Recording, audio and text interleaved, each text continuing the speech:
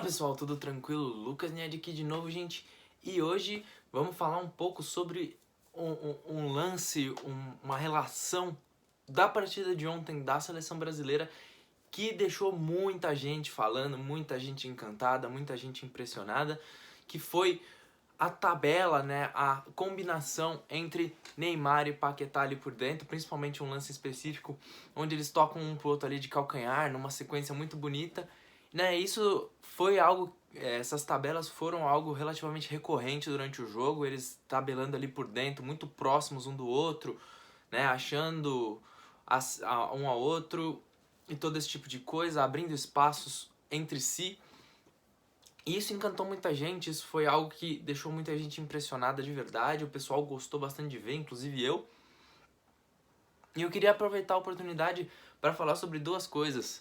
Primeiro, as vantagens socioafetivas, como a gente chama, e também a essência de como joga o jogador sul-americano, o futebol brasileiro e da América do Sul como um todo, né? Como isso é uma característica do nosso continente, principalmente do nosso país, e que isso foi muito reprimido por um bom tempo. A seleção não vinha jogando dessa maneira, mesmo jogadores brasileiros não vinham tendo tanto essa característica, e que parece que hoje a seleção do Tite está tentando resgatar, tem jogadores capacitados para isso, justamente que é esse jogo por dentro, mais aglomerado, entre aspas, um pouco mais de junção entre os jogadores mais talentosos próximos um do outro, tá? Vamos falar um pouco sobre vantagem socioafetiva, né? O que isso significa? A vantagem socioafetiva é quando dois ou mais jogadores, né, dentro de um mesmo time, eles se entendem tão bem, eles são tão entrosados, se dão tão bem entre si em campo, que isso faz com que eles tenham uma vantagem sobre o adversário quando eles estão próximos um do outro, ou quando eles vão trocar passes entre si, não necessariamente próximos. Então, eles têm mais facilidade para achar espaços, para antecipar o movimento do outro, para saber onde passar a bola para o outro se movimentar e receber, né? Para já saber antes do outro se movimentar como ele vai se movimentar, saber como ele recebe melhor a bola, o seu companheiro, né? Que tipo de marcação ele vai puxar, todo esse tipo de coisa. O que facilita muito encontrar espaços, bater adversários, fazer tabelas, até mesmo se movimentar para abrir espaço para um terceiro companheiro, todo esse tipo de coisa. E a gente tem vários exemplos desse tipo de relação que geram muitas vantagens e geram dor de cabeça para qualquer adversário.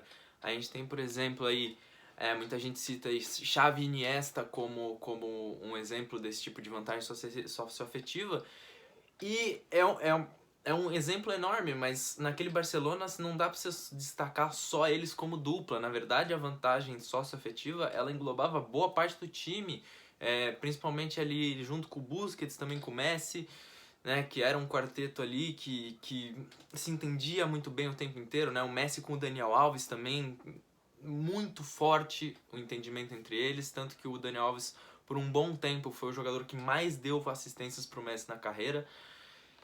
Então, esses são alguns exemplos. Outros exemplos é o próprio MSN no Barcelona ali, durante todo aquele período. Jogadores que eram muito amigos fora de campo e que se entendiam muito bem dentro dele. Só que os jogadores não precisam ser amigos fora de campo para se entender muito bem dentro dele, não. Outro exemplo muito forte dessa tal vantagem socioafetiva, que quebra defesas, que faz com que uma dupla ou mais de jogadores se entendam a ponto de confundir os adversários e serem muito dominantes e superiores, é Romário e Edmundo. Que por um tempo se deram bem, sim, num determinado momento da carreira, mas depois de um certo momento eles não se bicavam, não gostavam um do outro e mesmo assim faziam uma boa dupla, certo? Romário e Bebeto também é uma dupla interessante, né? Uma das melhores da história do futebol, aquela dupla da Copa de 94, e se entendiam muito bem em campo, faziam tudo melhor quando era na companhia do outro, né? Então, assim, a gente pode pensar em diversos exemplos aqui, né? ir dissecando todo esse tipo de coisa, mas o ponto é ressaltar a importância justamente de você ter continuidade dentro do elenco a ponto de você permitir que os jogadores criem esse tipo de laço, esse tipo de entrosamento, porque isso sim é uma vantagem dentro do campo, tá? Isso sim gera diversas situações onde o seu time vai poder tirar vantagem disso, certo?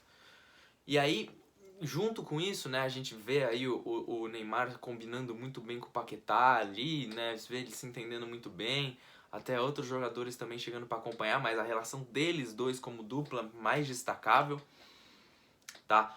E aí a gente pensa, né, como eu falei, para falar sobre a característica do futebol sul-americano, é que no futebol sul-americano sempre se destacaram os jogadores que tinham muita qualidade para construir por dentro, para jogar mais por dentro, para jogarem próximos.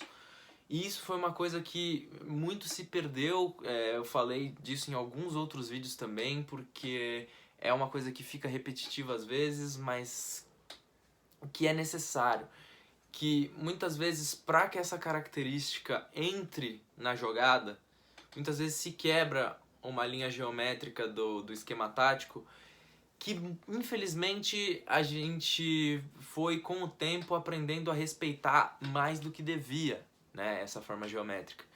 Então, a gente que eu digo, na verdade, os jogadores, né? A gente não, porque... Enfim, mas foi se aprendendo a respeitar mais essa geometria tática do que devia. Não que ela não deva ser respeitada, mas eu sempre gosto de frisar isso aqui para não vir gente falar você tá falando que a tática, o esquema tático e o desenho não importa. Não é bem assim.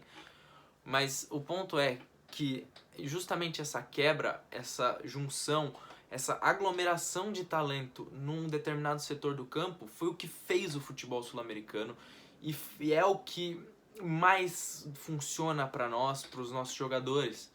Então é muito importante que isso seja respeitado desde a infância e a adolescência da formação do jogador, tá? Porque justamente o Neymar podendo jogar sempre ali mais por dentro, podendo se aproximar dos outros jogadores mais talentosos, gera desequilíbrio absurdo na defesa adversária.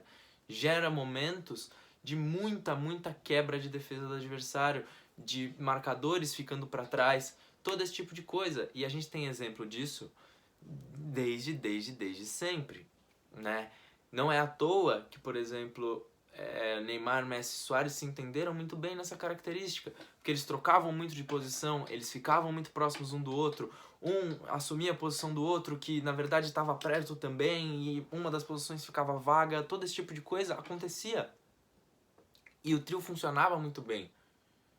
Justamente porque eles botaram em prática essa característica e botaram de maneira magistral, porque eles uniram a característica fundamental do futebol deles com essa vantagem socioafetiva e que gerou aquele trio absurdo que encantava todo mundo e assustava qualquer adversário. Então a gente não pode deixar com que isso se perca. E aí que eu vou exaltar mais uma vez um treinador chamado Fernando Diniz, que muita gente tem birra, muita gente tem bico, mas eu gosto muito dele e eu quero destacar esse ponto positivo nele, que aqui no Brasil é um dos poucos que fazem isso da maneira que ele faz, que é justamente permitir que os seus jogadores, os mais talentosos ali, os com mais capacidade de jogar com a bola naquele momento, se aglomerem muito próximos do setor da bola, não fiquem presos à sua posição inicial. Então você vê muitas vezes, por exemplo, no Santos hoje, você vê a linha de 3 meias, digamos que seja Marco Guilherme, Gabriel Pirani e Marinho. Muitas vezes a gente pode ver os três muito próximos num mesmo setor e o outro lado sem nenhum deles. Isso é uma característica que me encanta no Fernando Diniz. É uma não rendição a uma regra que acabou sendo muito estabelecida e que é um respiro para o futebol brasileiro e é uma chama de esperança de que o futebol brasileiro pode voltar a ser hegemônico como já foi, né? Então, assim, o Fernando Diniz tem essa característica, além de não abrir mão de outras coisas, né? De atacar o tempo todo, de ter de ter realmente um toque de bola mais refinado, né? De não gostar de chutões e todo esse tipo de coisa, que é uma coisa que eu particularmente, é outra coisa que eu gosto nele. Então, assim, a gente precisa respeitar as principais características do nosso futebol e, assim, se adaptar às mudanças táticas. Primeiro respeitando as nossas características, depois adaptando as mudanças táticas às nossas características. E não adaptar as nossas características às mudanças táticas. Beleza, gente? Por hoje foi isso. Comenta aqui embaixo se você gostou. Não esquece de se inscrever no canal, dá o joinha ou dislike e vejo você no próximo vídeo. Valeu!